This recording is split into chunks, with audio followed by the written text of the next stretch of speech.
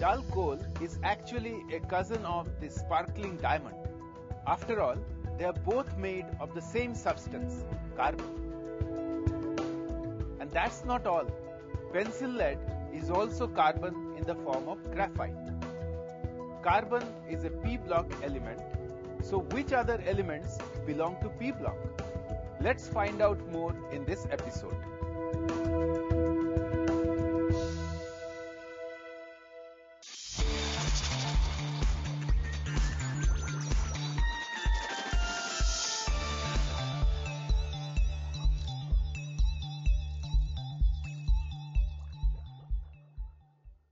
Hello everyone, I am Devabrata Goswami. Welcome to a sparkling episode of chemistry. Do you know the foils we use for packaging our food items are made up of aluminium? It forms an important part of our daily life and is widely used for window frames, aircraft parts, engines and cooking utensils. And yes, just like carbon, this element is also a p block element. In today's episode, we will talk about p block elements with special emphasis on group 13. We will look at the electronic configuration and oxidation state of p block elements. Then we will discuss physical and chemical properties of group 13 elements. And finally, we will wrap up with important questions and tips in exam decoded. What are p block elements?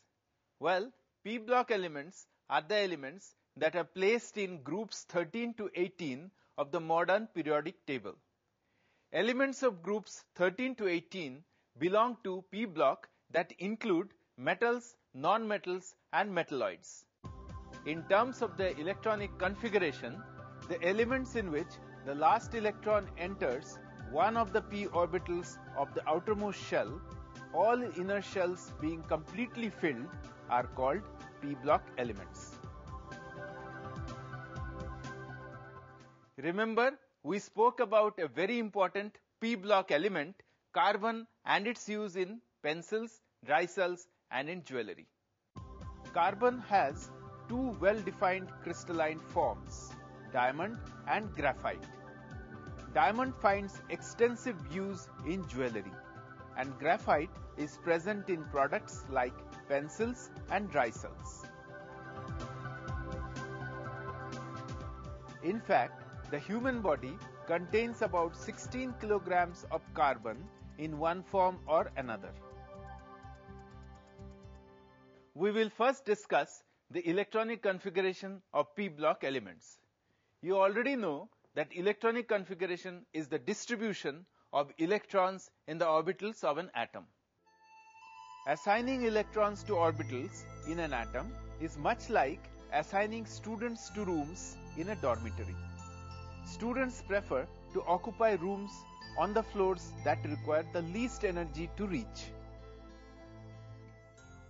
The filling of orbitals is done in the order of their increasing energies.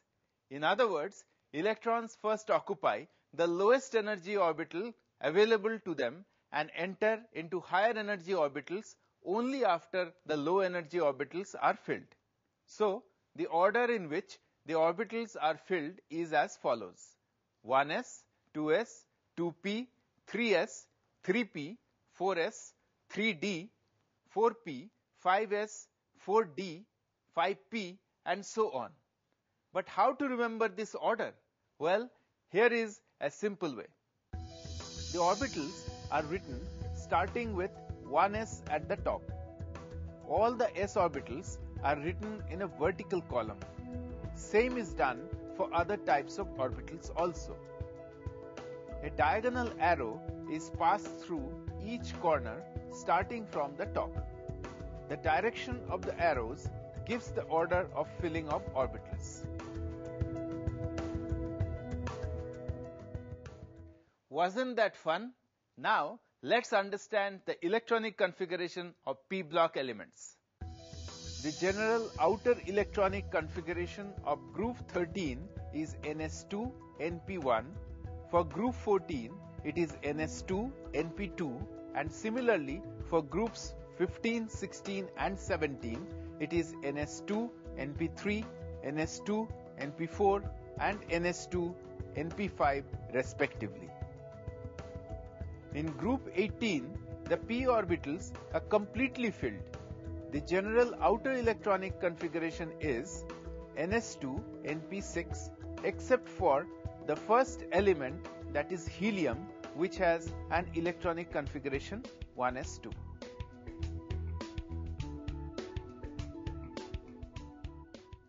To put it in simple terms, the general outer electronic configuration of p block elements is NS2 NP 1 to 6. Now let us consider a property which depends on the electronic configuration, that is oxidation state. By definition, the oxidation state of an element is the residual charge which its atoms appear to have when all the other atoms are assumed to be removed from the molecule as ions. But do you know the highest oxidation state exhibited by p block element? Keep thinking or log on to www.topperlearning.com to find out the answer, or wait for me to come back after this short break.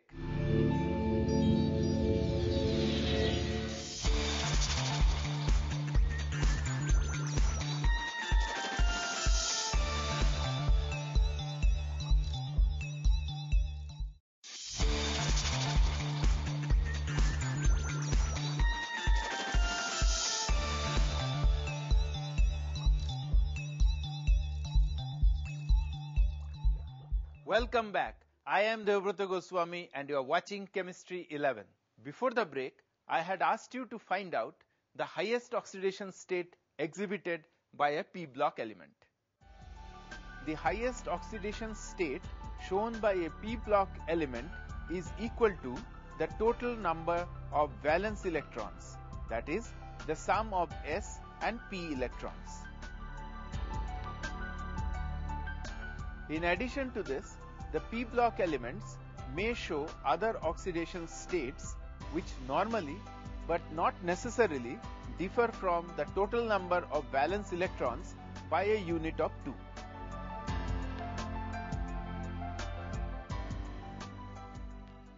As we go down the group, this oxidation state of 2 units less than the highest oxidation state becomes more stable for the heavier elements in each group. This occurrence of oxidation state 2 units less than the group oxidation state is called inert pair effect. This is commonly attributed to the non-participation of the s electrons of the valence shell in the bonding. Let me make this clearer by taking an example of group 13. All the elements of group 13 have 3 electrons in the outermost shell, that is, 2 electrons in the s subshell and 1 electron in the p subshell. Therefore, they tend to show an oxidation state of +3.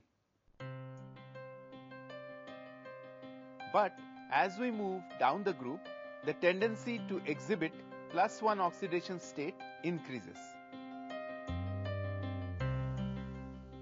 The stability of +1 oxidation state increases and the stability of +3 oxidation state decreases as we go down the group.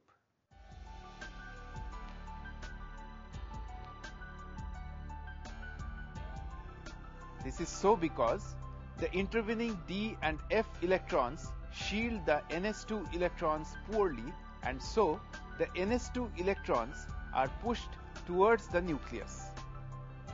This results in the reluctance of ns electrons to participate in bond formation.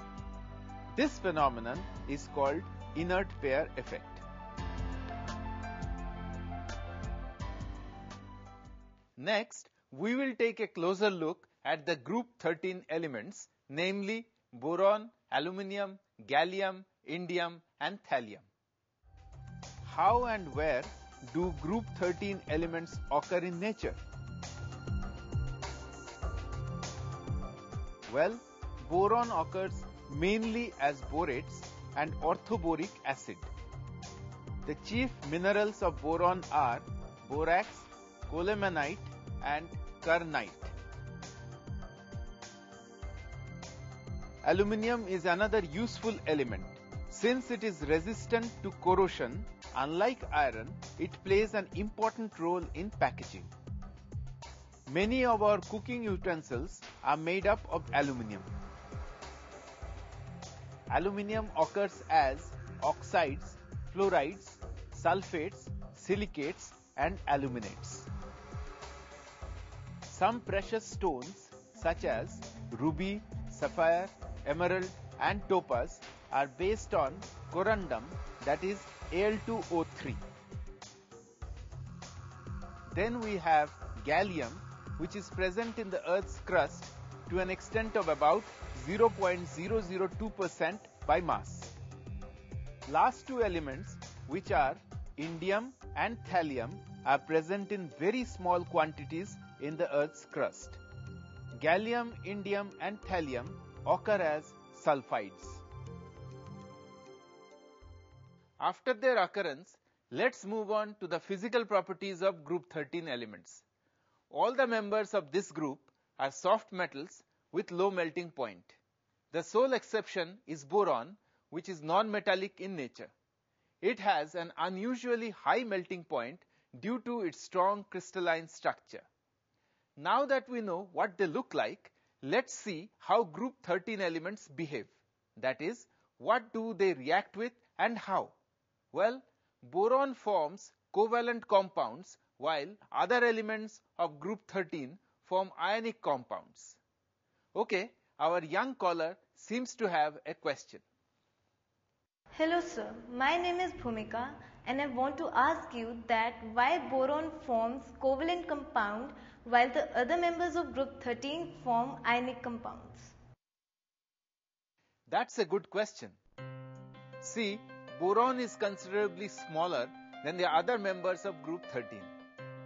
Therefore, it has higher ionization energy than other members of the group. This ionization energy is so high that boron cannot form ionic compounds and forms covalent compounds. Let us study some reactions. Group 13 elements form oxides when they are heated in presence of air. Boron is unreactive in crystalline form, but in amorphous form, it forms boron oxide on heating with oxygen.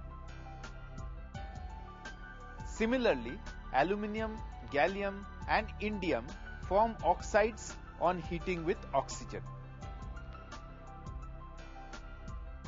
The nature of these oxides varies down the group. Boron oxide is acidic, aluminium and gallium oxides are amphoteric, while indium and thallium oxides are basic in their properties.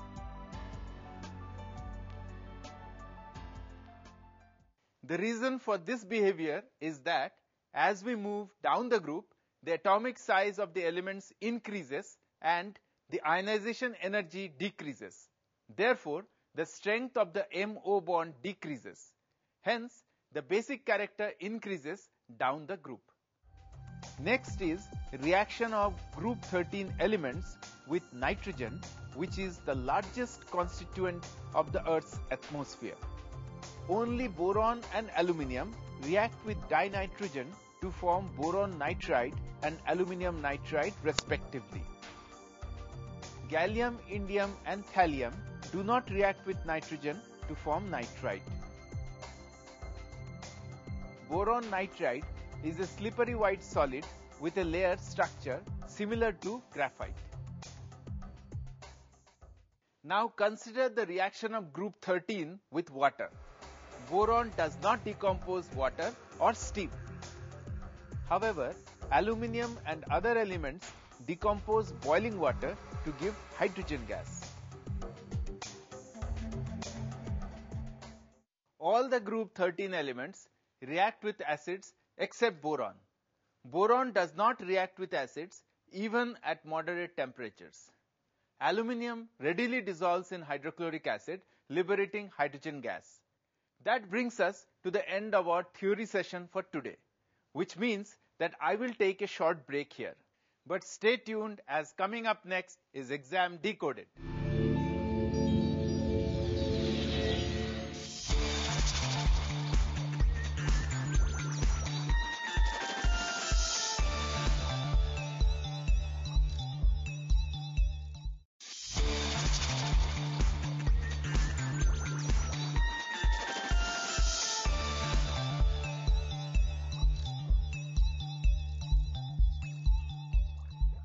Welcome back. I am Devabrata Goswami and you are watching Chemistry 11. Now let's do a speedy recap of what all we have done so far. To summarize, today we have learned that the general outer electronic configuration of p block elements is ns2 np126 and the highest oxidation state is equal to the total number of valence electrons. We also learnt about group 13 elements in today's episode. Boron forms covalent compounds while other group 13 elements form ionic compounds. Group 13 elements on heating in air form oxides. Except boron, other elements of group 13 react with boiling water to liberate hydrogen gas. All the group 13 elements except boron react with acids. Boron does not react with acids even at moderate temperatures. And with that, it's time to step into Exam Decoded.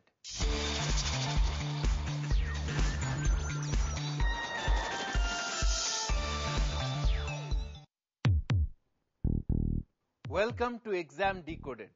As usual, we will begin with the rapid fire round. Here are the rules. I will ask you 5 questions and you will get 5 seconds to answer each. And every correct answer will get you 1 mark. And here is your first question. What is the most stable oxidation state of thallium? A plus 1, B plus 2, C plus 3, D plus 4. The correct answer is A plus 1. Next question. Boron is A metal, B non-metal, C metalloid, D alloy. The answer is B. Boron is a non-metal. Third question. Boron does not form ionic compounds. True or false? That's true. Boron forms covalent compounds. Fourth question. Which element of group 13 has the highest melting point? A. Aluminium, B. Gallium, C. Boron, D. Indium. The correct answer is C. Boron. And now for the last question. Boron oxide is acidic. True or false? That's true. Now let's take a look at how you fared. If you have got all 5 answers right, then you are a topper, high flyer, and your preparation is going well. If you scored 3 to 4 on 5, then you are an achiever. With a little more effort, you can do well. And if you scored less than 3, then you are a learner and need some help with your preparation. But don't worry, there is help at hand. Log on to www.topperlearning.com to refresh your concepts and some quiz questions. The topic, Introduction to P block elements, comes under the unit, the P block elements. It has a weightage of 7 marks, which makes it critical from the examination point of view.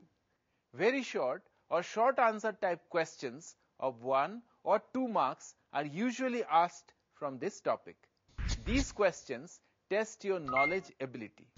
Now, let's take an ideal answer, an answer which can fetch you maximum marks. Consider this. Elements of group 13 show an oxidation state of +3 and +1. Explain. This question can come in your exams for 2 marks. For answering this question, you need to know the electronic configuration of group 13 elements. The general outer electronic configuration of group 13 is ns2 np1. Therefore, they contain 3 outer electrons, 2 s electrons and 1 p electron.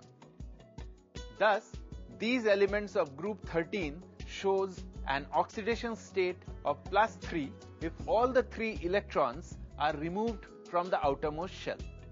This will fetch you 1 mark. But as we move down the group, the intervening d and f electrons shield the ns2 electrons poorly, and hence the ns2 electrons are pushed towards the nucleus. This results in the reluctance of ns electrons to participate in bond formation, and this phenomenon is called inert pair effect. Thus, the group 13 elements show an oxidation state of +1 also. The stability of +1 oxidation state becomes more stable down the group. In fact, for thallium, +1 oxidation state is more stable than +3. This statement will fetch you another mark.